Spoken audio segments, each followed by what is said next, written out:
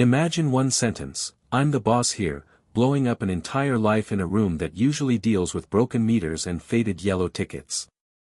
The morning session in municipal court is supposed to be routine. The air smells of old polish and wet coats, people shift on scarred wooden benches that have heard more excuses than hymns. Papers rustle, a clerk flips through files, microphones give a soft metallic buzz as they're tested. Low conversation rolls through the room like distant traffic. Then the door on the left opens. He walks in as if this isn't a court at all, but a boardroom he bought years ago. Mid-40s, tailored jacket hanging open, expensive watch catching the fluorescent light. No hesitation, no glance around. His stride is measured, almost lazy, the gait of a man who has never had to hurry for anyone. A few heads turn, then more. Someone whispers, "That's him," and the murmur flattens into silence. He doesn't look at the judge. He doesn't look at the flag. He looks straight ahead, like everything in this room is background. The clerk calls the case. State of Rhode Island versus Daniel Kessler. Multiple unpaid parking violations, including restricted zone parking. Kessler drops into his spot at the defendant's table, one arm over the back of the chair. His assistant stands a step behind, clutching a leather folder, eyes fixed on the floor. Judge Caprio glances down at the file, then up at the man in front of him. His voice is warm, steady. "Good morning, sir." Kessler doesn't return the courtesy. "Let's make it quick," he says, without lifting his eyes to the bench. "I'm busy." The line lands in the hush like a glass set too hard on a table. A woman in the second row inhales sharply. An older man shifts, jaw tightening. Caprio doesn't bristle.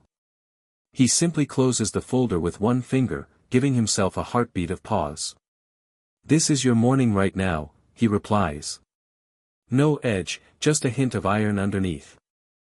On the screen to his side, frozen images show a sleek sedan nosed up against blue curb paint, a wheelchair symbol half covered by a front tire. A "no parking" sign leans into the frame like an eyewitness.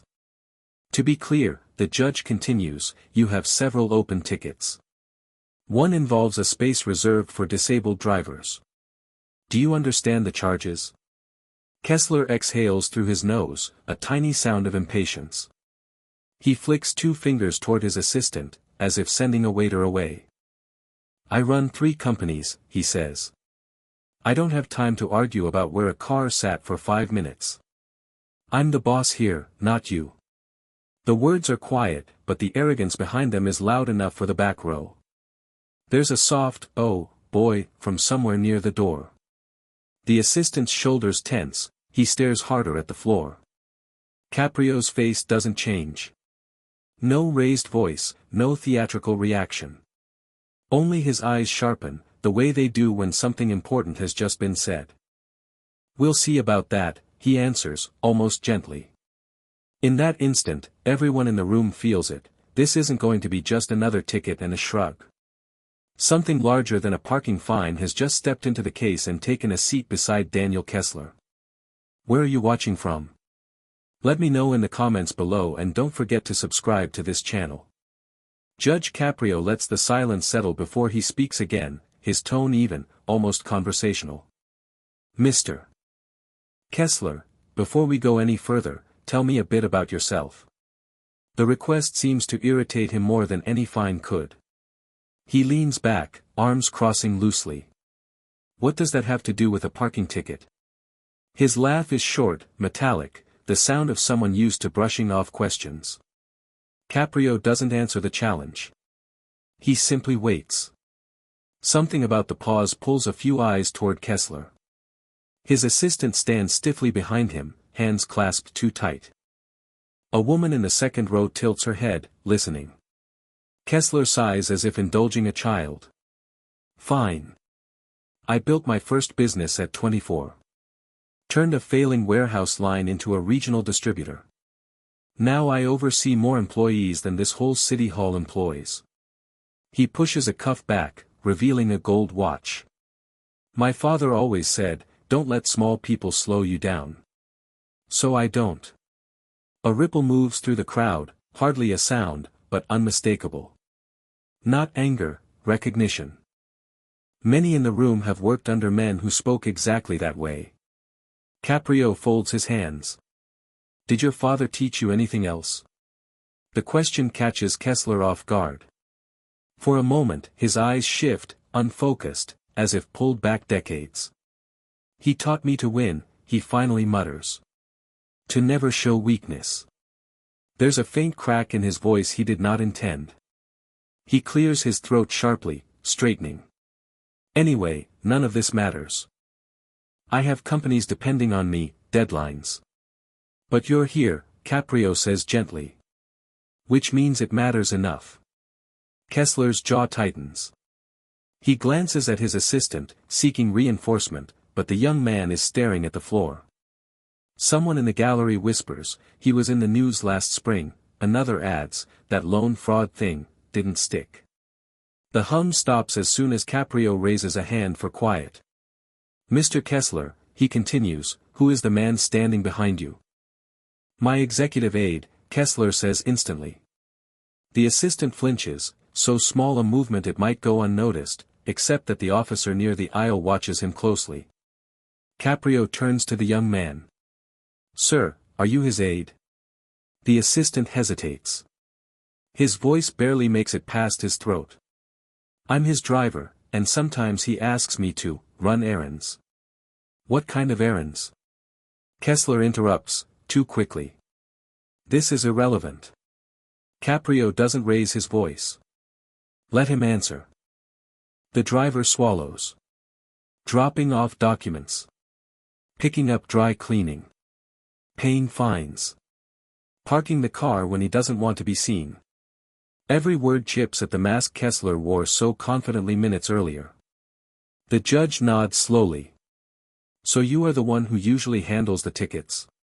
Yes, Your Honor. A low murmur spreads through the benches. It isn't shock, it's confirmation. People who have lived long enough can spot the shape of a pattern forming. Kessler exhales sharply, a flash of frustration breaking through. I have a lot of pressure on me.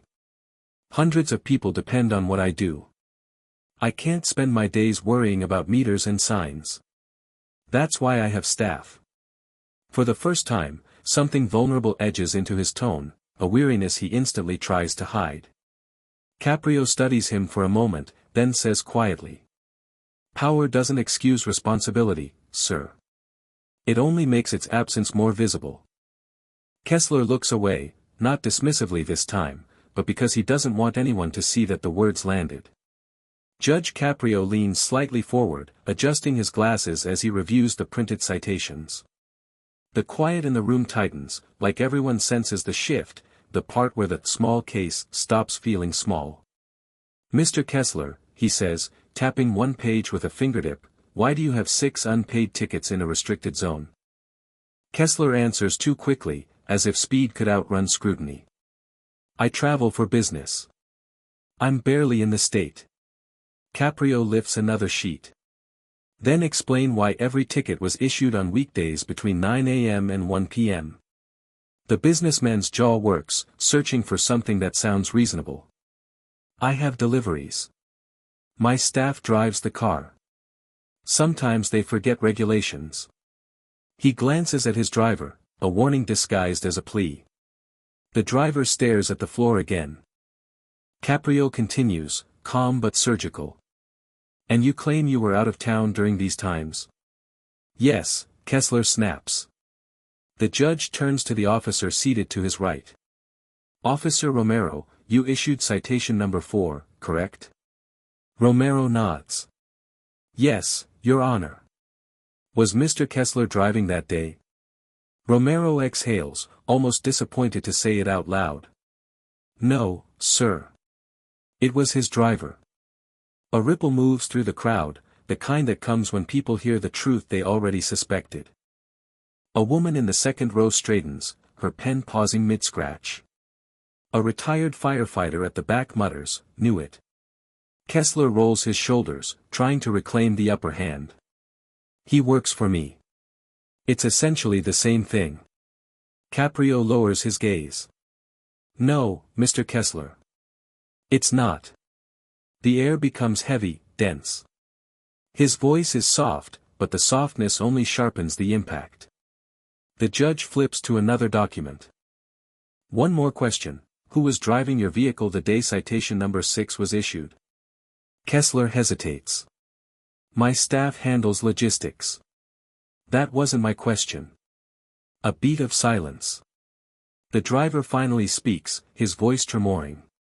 It was me. He told me to park close. Said he'd only be a minute. How long was he inside? Caprio asks. The driver closes his eyes briefly. 42 minutes, Your Honor. A few in the gallery gasp. Someone whispers, that's not a minute. Kessler's posture stiffens, anger brewing beneath the surface. I had a meeting. A critical one. I can't circle blocks like some. He stops himself, but too late. The insult hangs in the air. Several heads turn sharply his way. Caprio looks at him with a stillness that feels like judgment before the verdict. Sir, dignity is not measured by how many minutes you're willing to walk. The businessman opens his mouth, but nothing comes. The judge rests the paperwork on his desk. Officer Romero, were you aware of anything unusual when issuing these tickets? Romero nods slowly. Yes, Your Honor. He made a comment to me. What did he say? Romero clears his throat, uncomfortable. He said, tickets are for people who can't afford lawyers. A wave of mixed reaction sweeps the room, disbelief, laughter, irritation. A man in the back lets out a dry chuckle, a woman shakes her head, arms crossed tightly. Kessler lifts his chin as if trying to reclaim dignity. I don't recall saying that. Romero's voice stays steady. You said it while looking me right in the eye. The judge waits until the murmurs fade, then speaks with a tone that seems to fill every beam of the old courtroom. Mr. Kessler, you are not on trial for your money. A pause, deliberate and weighty. You're on trial for your attitude. The room stills completely.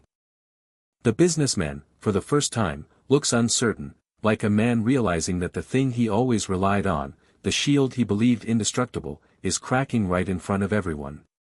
And the tension shifts, not outward toward the crowd, but inward, toward the truth that's finally catching up to him. Caprio pauses for a moment, eyes shifting from the stack of citations to the man standing behind the defendant. His voice remains quiet, but something in it sharpens like the click of a safety being switched off.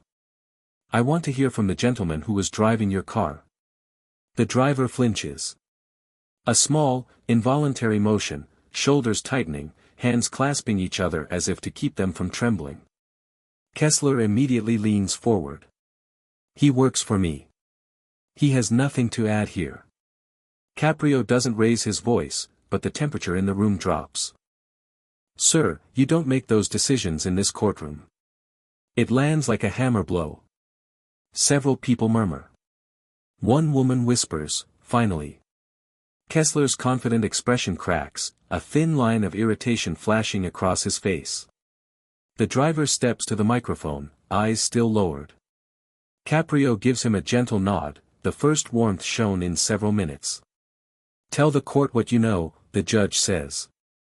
The man exhales, slow and shaky. He told me to park wherever he needed. Loading zones, disabled spots, didn't matter.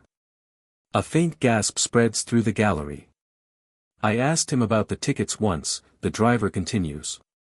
He said paying them would encourage laziness in the system. And he made it clear I should take the blame if anything came up. Caprio's gaze flickers to Kessler, whose jaw tightens enough to whiten the skin around it.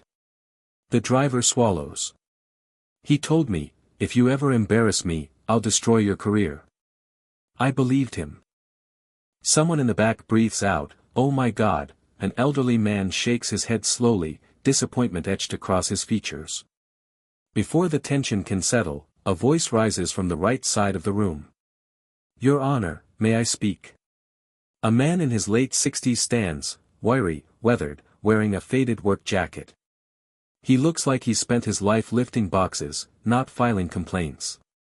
Caprio studies him for a moment, then gestures him forward. The man grips the bench for balance. He parked in my loading zone for months, he says.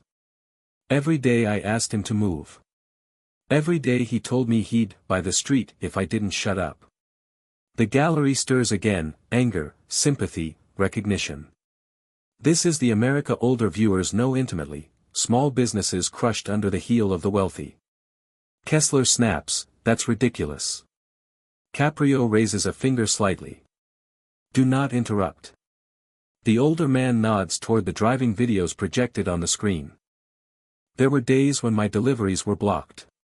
I lost clients over it. The judge turns back to the officer. Show the footage. The screen lights up, time-stamped images of Kessler's car wedged diagonally across marked lanes, hazard lights blinking lazily. Another clip shows an ambulance trying to maneuver around the obstruction, its driver irritated, forced to reverse and try again. A woman in the audience speaks softly, shaken, that could have cost a life. Kessler's voice spikes. This is being blown out of proportion. Caprio doesn't flinch.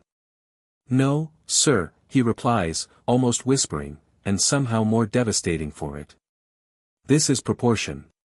A silence drops over the room like a weighted sheet.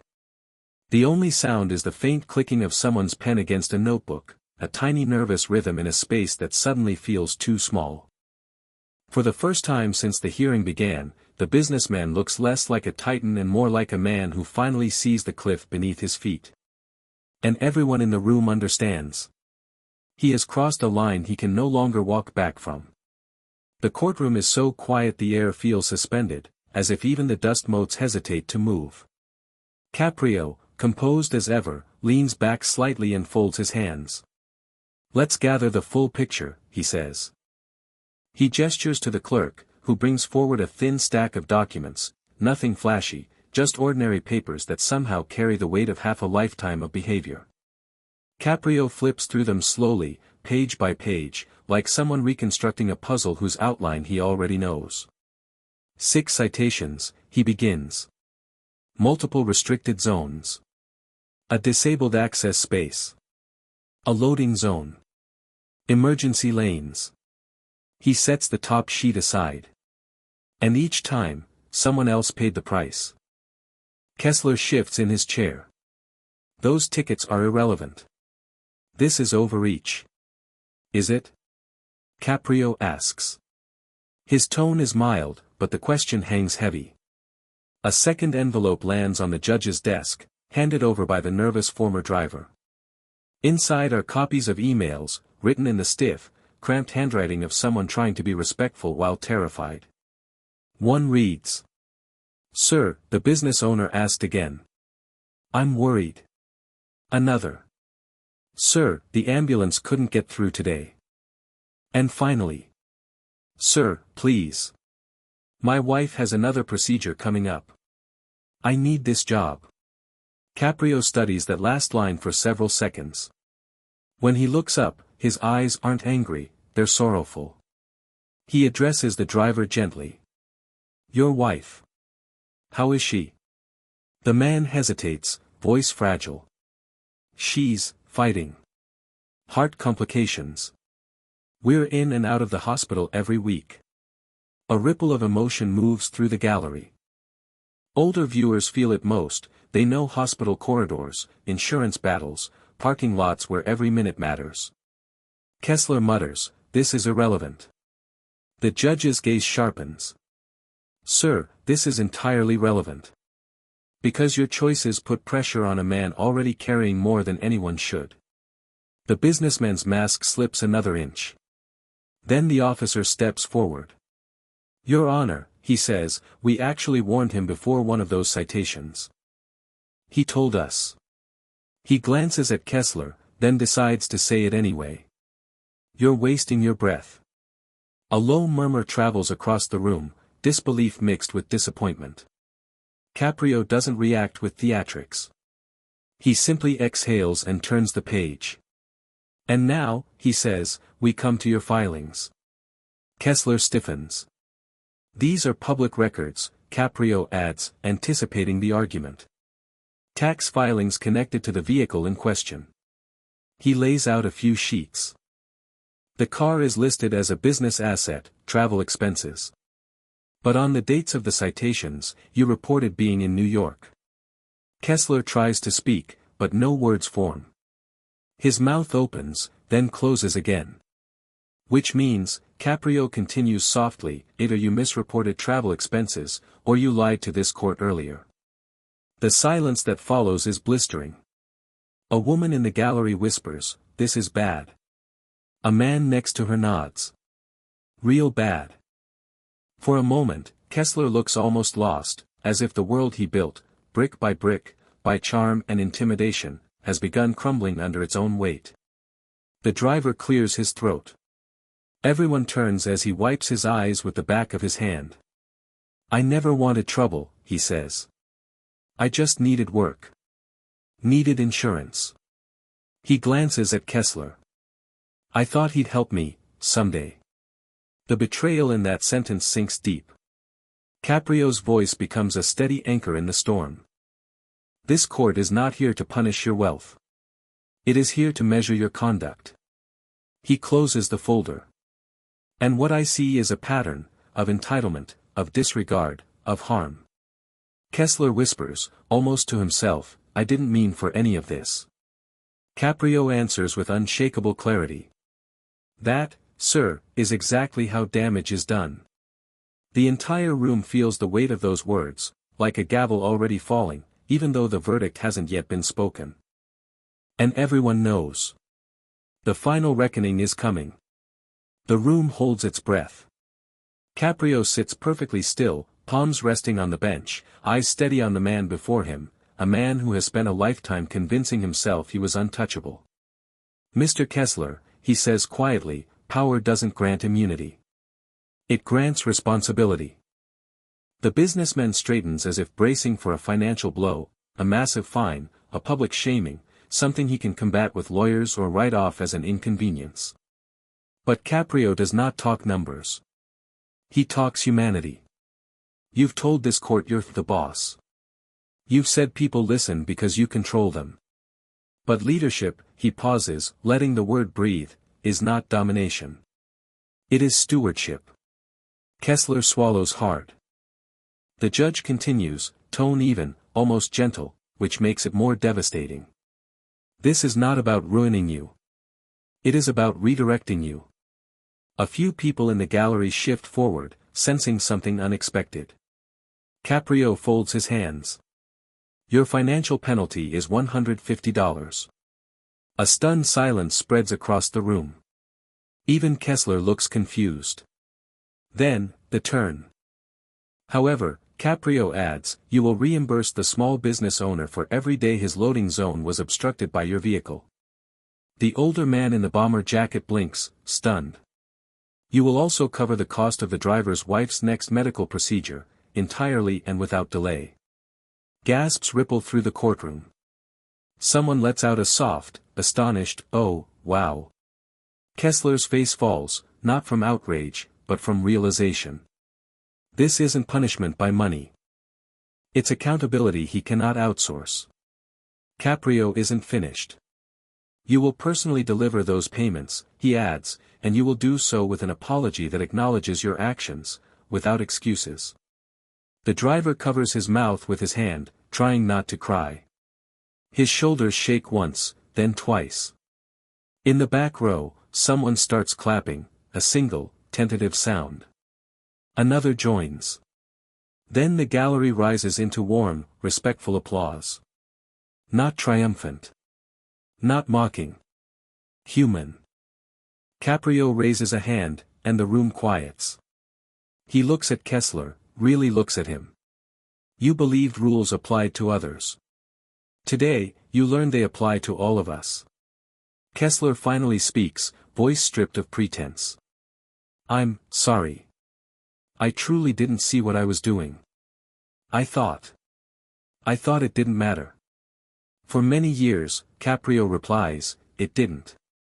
Because people were afraid to speak up. But they spoke today. And you listened. That is the beginning of change. The words settle over the room like sunlight breaking through storm clouds. The driver steps forward, trembling. Thank you, Your Honor. Thank you, he turns to Kessler. And, thank you, sir. This will help us more than you know.